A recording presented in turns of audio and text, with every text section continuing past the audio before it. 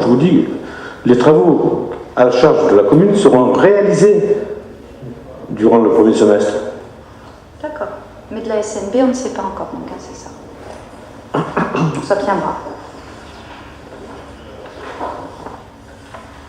Pas d'autres questions? Qui est contre? Qui s'abstient? Qui est pour? Alors, délibération numéro 13. Madame Sarkissian n'a pas pu se rendre présente. Donc, je vous présente cette délibération. Il s'agit d'approuver la qualité et l'effort artistique et culturel du casino municipal de Bandol pour l'exercice 2015-2016. Vous avez le bilan de toutes les manifestations artistiques et je voudrais simplement en isoler quelques-unes qui sont celles qui rentrent dans le cadre de la collaboration directe entre le casino et la ville. C'est même un peu plus que ça, puisque c'est le service culture et animation et donc Madame Sarkissian en tant qu'adjointe et donc, tout le service culture et animation qui mettent sur pied la programmation concernant ces spectacles. Et donc j'ai noté, je pense que je n'oublie pas, vous me le direz, le concert de Lian Renaud, Flavia Cello, Boulevard des Airs, Grégory Bakian, Imuvrini, le festival de jazz. Et voilà, donc je voudrais féliciter et remercier encore une fois l'adjointe à la culture et aux animations, Madame Sarkissian, et le service animation culture, et aussi la communication, parce que ça forme un tout, notamment pour ce concert qui a été extrêmement apprécié, qui est le concert Imuvrini. Y a-t-il des questions? Et je veux préciser, parce qu'en fait, alors, Monsieur Bertens, oui. Pour Imuvrini, je veux dire que c'était un choix municipal, ça n'a pas été fait par le casino. Hein. Le casino verse une subvention et c'est nous qu'on a même de choisir les concerts. Pareil, raconter que c'était merci à Casino Partouche d'avoir choisi ce concert, mais non, c'est bien l'Amérique qui a choisi le concert. Voilà. Merci de financer, oui. Oui, non, mais nous remercions le casino de financer la majorité de nos animations, quand même. Pas la majorité, mais c'est valable dans toutes les communes de France, et tous les casinos doivent participer à l'effort culturel. Donc c'est pas que à Bandol, c'est le partout. Voilà. Nous pouvons le remercier tout de même. En précisant bien les choses. Voilà. Bien, donc on remercie bien évidemment aussi le casino, avec qui nous travaillons très volontiers. Qui est contre? Qui s'abstient? Qui est pour? Délibération numéro 14, Monsieur Chaurel.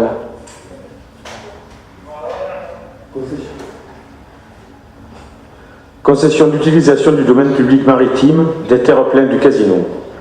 Demande de prolongation du délai de l'article 7 de la Convention. En date du 21 février 2014, l'État a accordé à la commune de Bandol la concession d'utilisation du domaine public des terre-pleins du casino pour une période de 30 ans dans les conditions fixées dans la Convention. L'objet de la concession est l'utilisation, l'aménagement et l'entretien du domaine public maritime. Les ouvrages d'infrastructure sur les terre-pleins objets de la concession comprennent un parc de stationnement payant durant la période estivale du 1er avril au 30 octobre d'une superficie de 10 600 m². Des zones d'aménagement paysager pour une surface totale de 6 471 m². Une zone spécifique dédiée à des activités diverses, animation, manutention, pour une superficie de 663 m². Un lot numéro 1 dédié aux activités nautiques d'une superficie de 597 m², plan d'eau compris. Un poste de secours implanté au droit de la plage du casino d'une superficie de 12 m². L'article 7 de la Convention prévoit un délai de 2 ans pour réaliser les travaux, à savoir l'aménagement du parc de stationnement et la réalisation de la promenade piétonne située en limite de concession.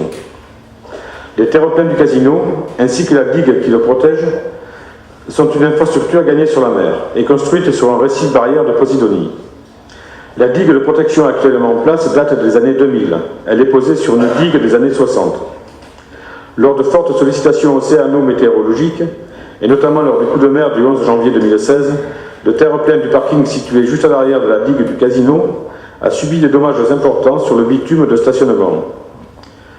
En vue du réaménagement de ce parking, la ville souhaite connaître les causes de ces dommages et s'en prémunir. Compte tenu des délais de réalisation de l'étude et des travaux relatifs à la restructuration de la digue du Casino de la digue du parking du Casino, ainsi que des travaux d'aménagement du parking et de réalisation de la promenade piétonne, il apparaît nécessaire de proroger le délai prévu initialement dans la Convention de 3 ans. Par conséquent, il est proposé à l'Assemblée d'autoriser le maire à solliciter des services de l'État l'obtention d'un avenant de prorogation du délai de réalisation des travaux prévu à l'article 7 de la Convention de concession d'utilisation du domaine public maritime des terres pleines du Casino, et d'autoriser le maire à signer l'avenant ainsi que tout document afférent à ce dossier.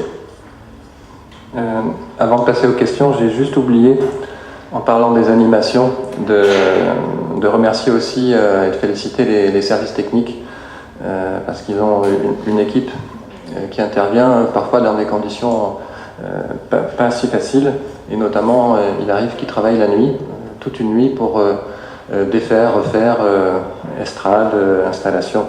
Voilà. Y a-t-il des questions pour cette délibération? Alors, qui est contre, qui s'abstient, qui est pour? Délibération numéro 15, Monsieur Chorel. Sous-traiter l'exploitation des concessions des plages naturelles Est et de la plage de Ranocro, avenant de prolongation des sous-traités. En date du 29 octobre 2003, l'État a accordé à la commune de Bandol 2 concessions relatives aux plages naturelles Est et à la plage naturelle de Ranocro pour une durée de 12 ans, soit jusqu'au 31 décembre 2015. En vue de l'arrivée à échéance des concessions, la commune a engagé depuis 2014 une réflexion devant lui permettre de définir au mieux les conditions d'exploitation et d'emprise des futurs lots de plage dans le respect notamment des principes énoncés à l'article R 2124-16 du Code général de la propriété des personnes publiques et de prendre en compte l'ensemble des contraintes liées à l'érosion naturelle des sites. Compte tenu des délais de réalisation de cette analyse, nécessaires à la définition du nouveau projet, et afin d'assurer la continuité du service public, il a été accordé à la commune, par 2 arrêtés préfectoraux en date du 14 septembre 2015, la prorogation des concessions de plage jusqu'au 31 décembre 2016. Or, compte tenu des délais d'instruction de la demande de renouvellement, les services de l'État ont informé la commune de la nécessité de prolonger à nouveau d'une année les concessions actuelles, le renouvellement des concessions à venir ne pouvant être effectif qu'à partir du 1er janvier 2018 pour une durée de 12 ans.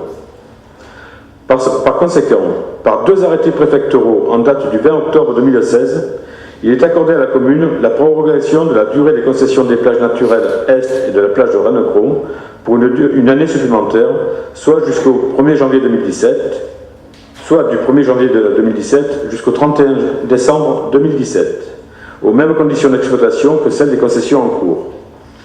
Au regard de ce qui précède, il convient donc de prolonger l'ensemble des sous-traités d'exploitation des lots de plage pour les motifs précisés ci-dessus pour une durée d'une année supplémentaire.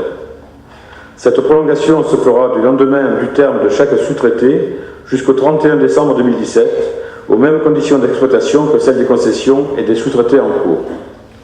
Par conséquent, il est proposé à l'Assemblée d'adopter pour chaque sous-traité s'y annexé un avenant numéro 2 de prolongation et d'autoriser le maire à signer les avenants ainsi que tout document afférent à ce dossier. Pas de questions? Qui est contre? Qui s'abstient? Qui est pour?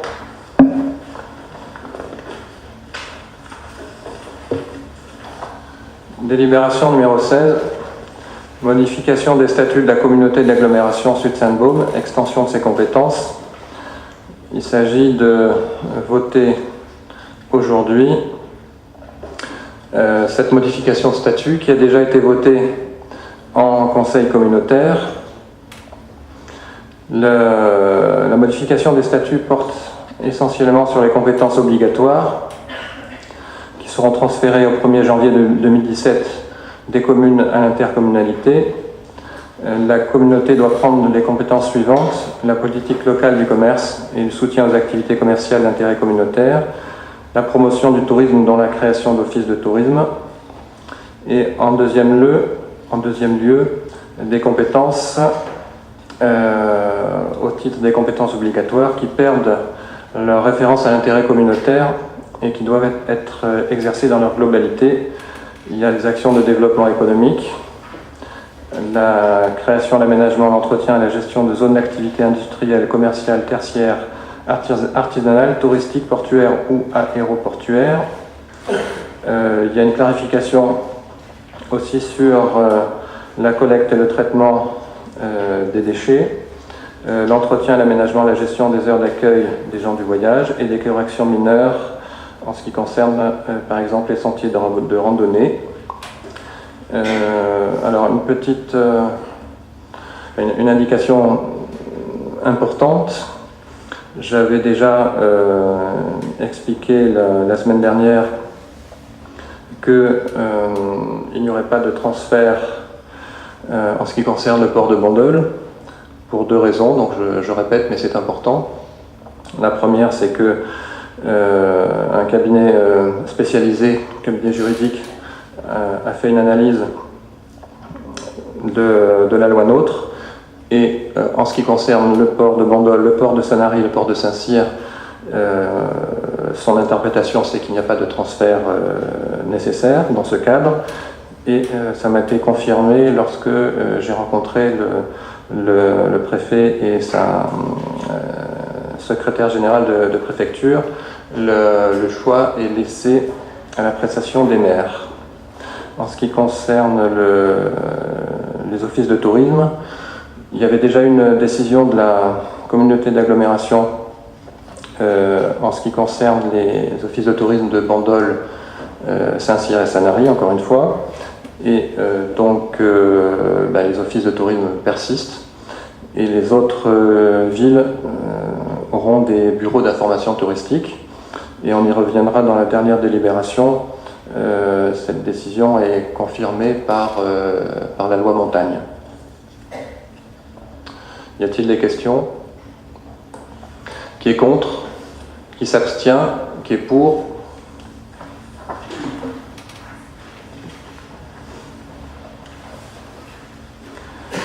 Délibération numéro 17, désignation des membres des commissions extra-municipales. Alors vous savez que on a déjà des commissions municipales avec une commission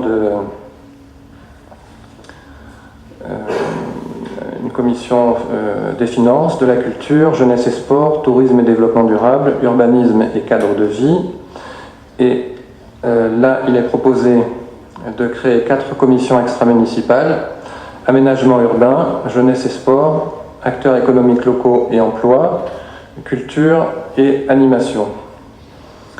Donc là, il y a eu un appel à candidature avec des CV, des lettres de motivation.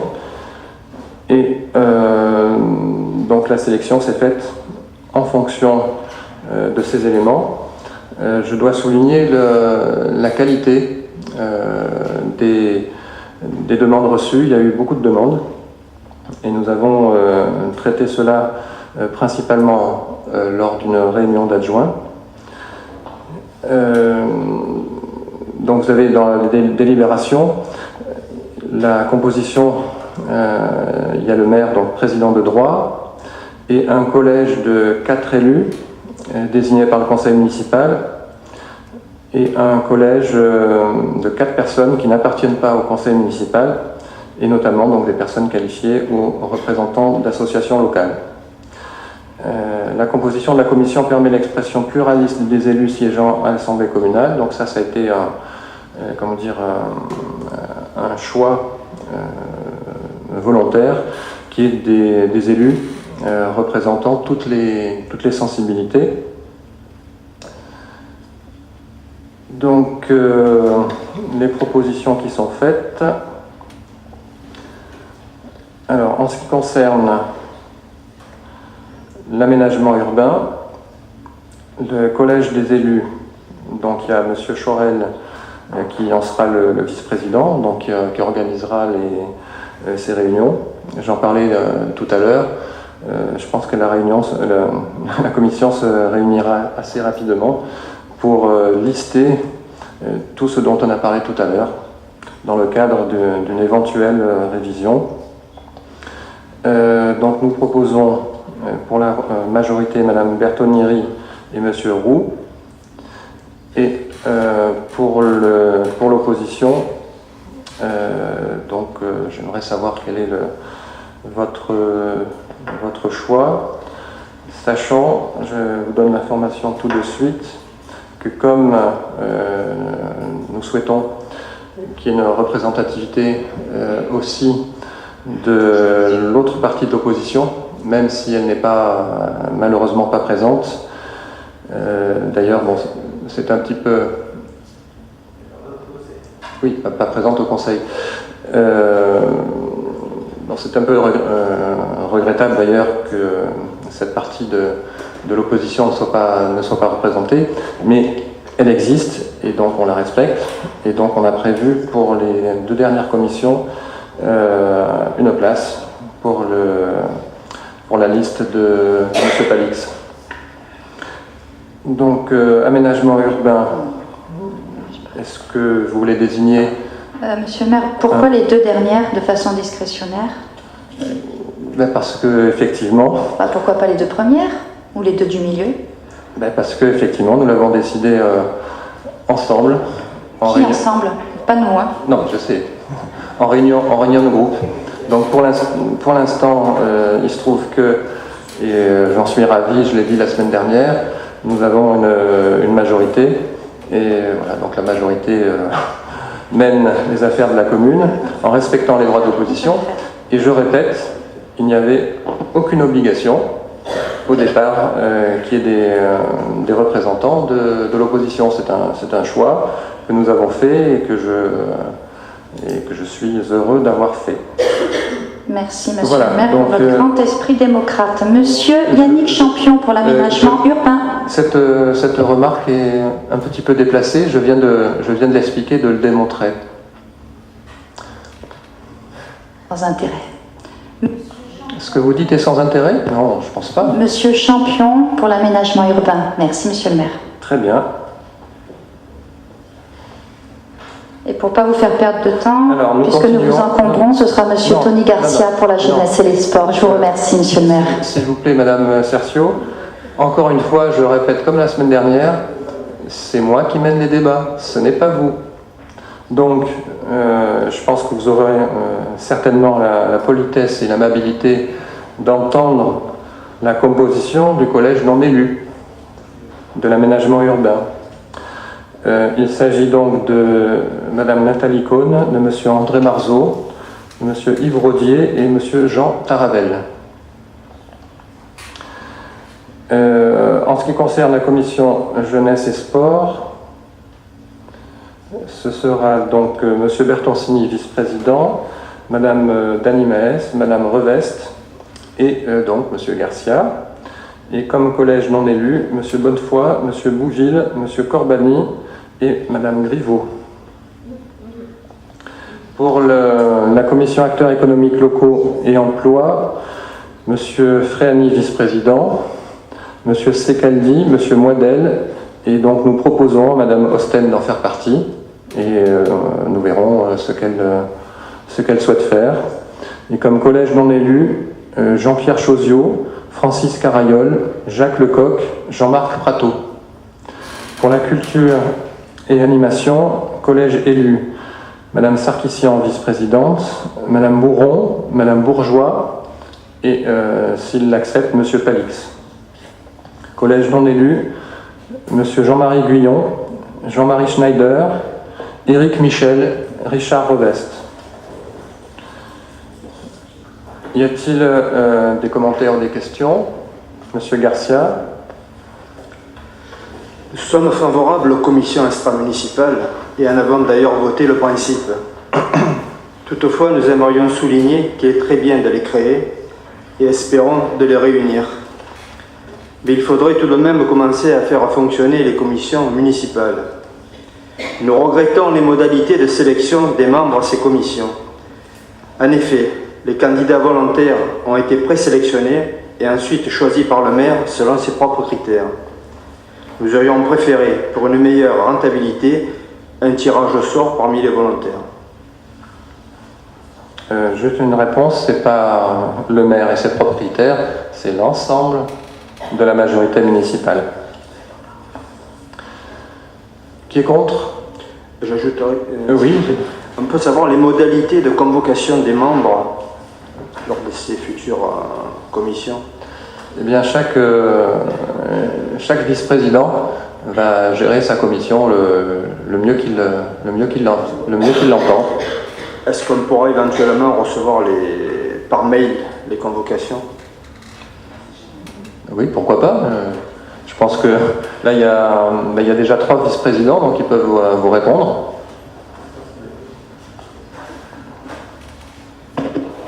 Monsieur Chourel? Oui, moi je suis tout à fait favorable à la convocation par mail, sauf que Monsieur Champion, qui est dans la commission que je vice-préside, Monsieur Champion, sa messagerie est toujours pleine.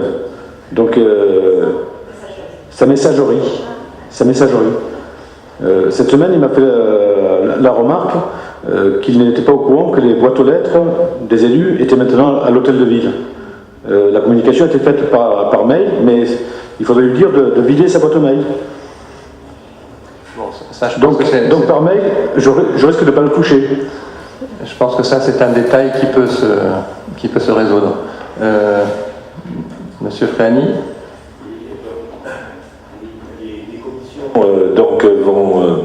Vont commencer en tout début d'année, et me concernant, ce sera dans la première quinzaine de janvier, donc que cette commission, du moins concernant le développement économique, va se tenir, et voilà. Et je suis tout à fait favorable, bien sûr, à vous communiquer tout ça. Monsieur Bertoncini? Je n'ai pas fixé de date encore. Quoi? Donc, qui est contre? Qui s'abstient? Qui est pour?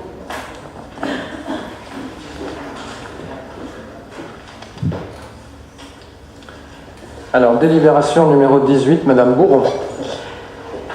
Oui, il s'agit en substance pour la commune de participer aux frais de fonctionnement des établissements scolaires privés sous contrat, situés aux alentours et fréquentés par des enfants de Bandol, des enfants résidant à Bandol. Et le montant est identique à celui de l'année dernière, c'est-à-dire 144 € par élève fréquentant ces établissements privés. Donc, par conséquent, il est proposé à l'Assemblée d'approuver le principe d'une participation aux frais de fonctionnement des établissements scolaires privés pour les élèves scolarisés dans une classe élémentaire et de fixer le montant de cette participation pour l'ensemble des établissements scolaires privés accueillant des enfants de Bandol à 144 € par élève pour l'année scolaire 2016-2017.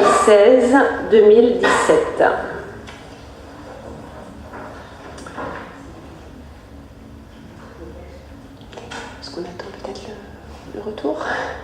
C'est des questions.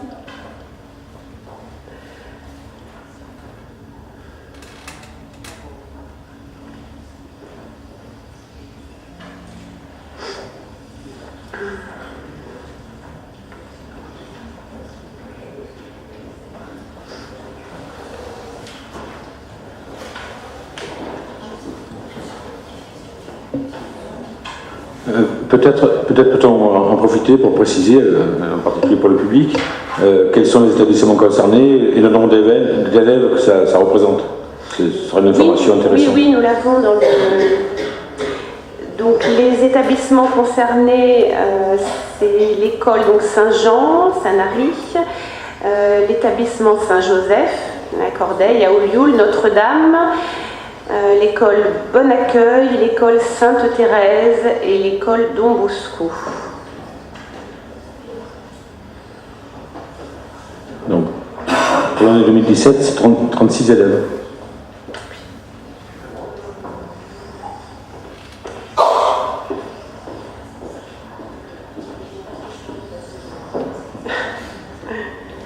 Excusez-moi. Qui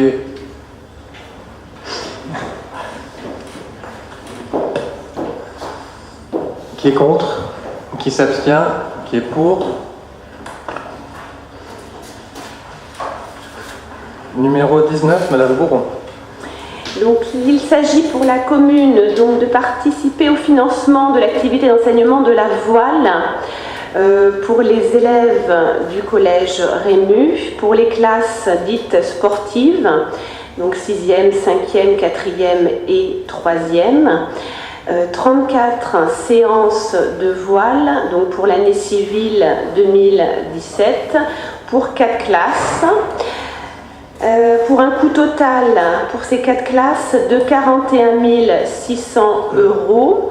La commune prendrait en charge donc la somme de 35 000 €, le reste étant financé par le département.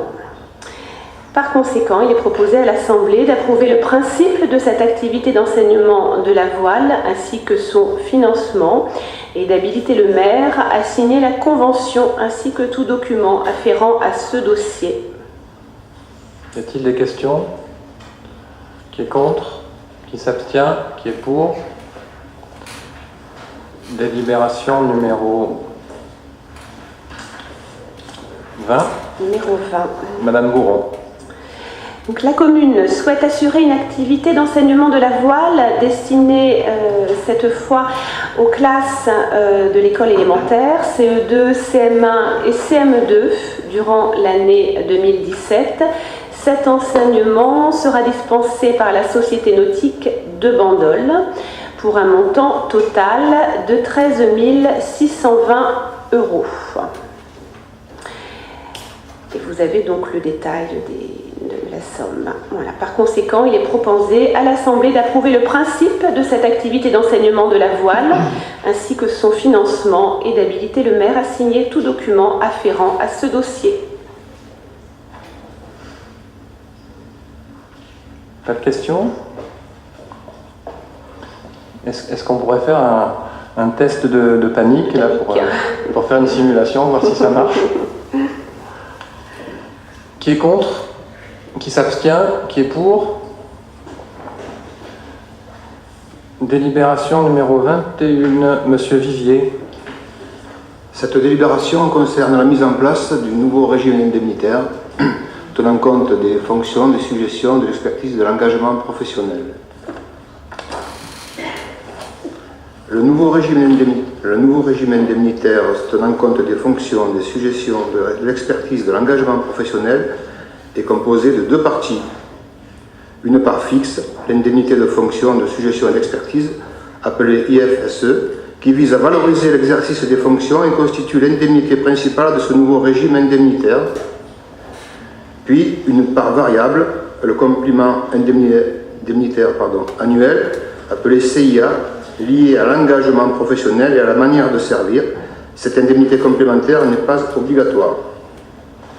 Le RIFSEP a vocation à se substituer dans le temps à la plupart des primes et indemnités existantes. Il s'adresse à toutes les catégories d'emploi, A, B, C, sans perte de rémunération pour les agents concernés. L'IFSE et le CIA sont exclusifs par principe de tout autre régime indemnitaire de même nature. Les cadres d'emploi concernés par le RIFSEP sont définis en annexe de la présente délibération. Premièrement, mise en place de l'indemnité de fonction, de suggestion et d'expertise. Article 1, le principe. L'IFSE vise à valoriser l'exercice des fonctions et constitue l'indemnité principale du nouveau régime indemnitaire. Cette indemnité repose d'une part sur une formalisation précise de critères professionnels et d'autre part sur la prise en compte de l'expérience professionnelle. Elle est liée au poste de l'agent et à son expérience professionnelle. Article 2. Les bénéficiaires sont les agents titulaires et stagiaires à temps complet, à temps non complet et à temps partiel, les agents contractuels de droit public à temps complet, les agents logés par nécessité absolue de service bénéficient de montants maximum spécifiques définis par la réglementation. L'attribution individuelle sera décidée par l'autorité territoriale et fera l'objet d'un arrêté. Article 3. La détermination des groupes de fonctions et des montants maxima. Chaque part de l'IFSE correspond à un montant maximum fixé dans la limite des plafonds déterminés en annexe et applicable aux fonctionnaires de l'État. Le montant individuel versé à l'agent est compris entre 0% et 100% de ce montant maximum. Chaque emploi ou cadre d'emploi est réparti entre différents groupes de fonctions au vu des critères professionnels suivants. Fonction d'encadrement, de coordination, de pilotage ou de conception, technicité, expertise, expérience ou qualification nécessaires à l'exercice des fonctions. Suggestion particulière du degré d'exposition du poste au regard de son environnement professionnel. Le tableau de l'IFSE soumis à l'adoption du conseil municipal figure en annexe de la présente délibération. Article 4. Le réexamen du montant de l'IFSE.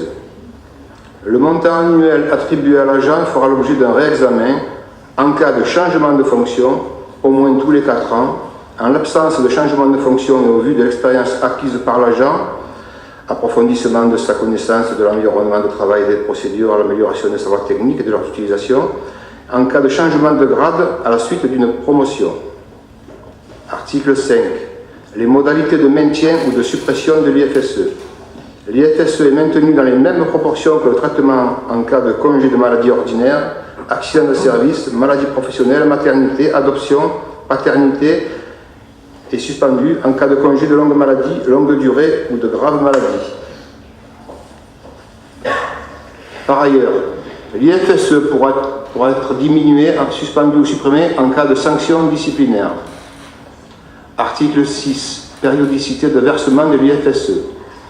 Elle sera versée mensuellement. Le montant est proratisé en fonction du temps de travail. Article 7. Clause de revalorisation. Les montants maxima, donc les plafonds, évoluent selon les mêmes conditions que les montants applicables aux fonctionnaires de l'État. Article 8. Date d'effet. Les dispositions de la présente délibération prendront effet à compter du 1er janvier 2017. Mise en place du complément indemnitaire annuel CIA. Article 1, le principe. Le complément indemnitaire annuel CIA est lié à l'engagement professionnel et à la manière de servir de l'agent. L'appréciation de cette dernière se fonde sur l'entretien professionnel. Article 2, les bénéficiaires. Comme l'IFSE, le CIA s'adresse aux agents titulaires, stagiaires et contractuels à temps complet, à temps non complet et à temps partiel de la commune. L'attribution individuelle sera décidée par l'autorité territoriale et fera l'objet d'un arrêté. Article 3. La détermination des groupes de fonctions et des montants maxima. Chaque part du CIA correspondant à un montant maximum fixé dans la limite des plafonds déterminés ci-dessous est applicable aux fonctionnaires de l'État. Le montant individuel versé à l'agent est compris entre 0% et 100% de ce montant maximum. Chaque emploi ou cadre d'emploi est réparti entre différents groupes de fonctions au vu des critères professionnels suivants. Fonction d'encadrement, de coordination, de pilotage ou de conception. Technicité, expertise, expérience ou qualification nécessaires à l'exercice des fonctions. Suggestion particulière ou degré d'exposition du poste au regard de son environnement professionnel. Le tableau du CIA soumis à l'adoption du conseil municipal figure en annexe de la présente délibération. Article 4. Les modalités de maintien ou de suppression du complémentaire indemnitaire annuel, le CIA, n'est pas obligatoire. Son versement sera conditionné par les impératifs budgétaires et ne revêt aucun caractère automatique. Article 5. Périodicité de versement du complément indemnitaire annuel. Le complément indemnitaire annuel fera l'objet d'un versement mensuel et ne sera pas reconductible automatiquement d'une année sur l'autre. Le montant est proratisé en fonction du temps de travail. Article 6. Clause de revalorisation. Les montants maxima évoluent selon les mêmes conditions que les montants applicables aux fonctionnaires de l'État. Article 7. Date d'effet. Les dispositions de la présente délibération prendront effet à compter du 1er janvier 2017. Par conséquent, il est proposé à l'Assemblée d'instaurer une prime de fonction de suggestion de l'expertise et de l'engagement professionnel versée selon les modalités définis ci-dessus. De fixer pour l'IFSE et le CIA les montants minimum et maximum définis dans les tableaux figurant en annexe pour les cadres d'emploi concernés. De charger l'autorité territoriale de fixer les montants individuels dans la limite du crédit global ainsi que des plafonds et des coefficients de modulation maximale déterminés par la réglementation. De prévoir que les crédits correspondants seront calculés dans les limites fixées par les textes de référence et inscrits dans les budgets de l'exercice en cours et à venir de la commune, le chapitre 12, charges de personnel. D'autoriser le maire à signer tout document afférent à ce dossier. Et nous avons en annexe les tableaux.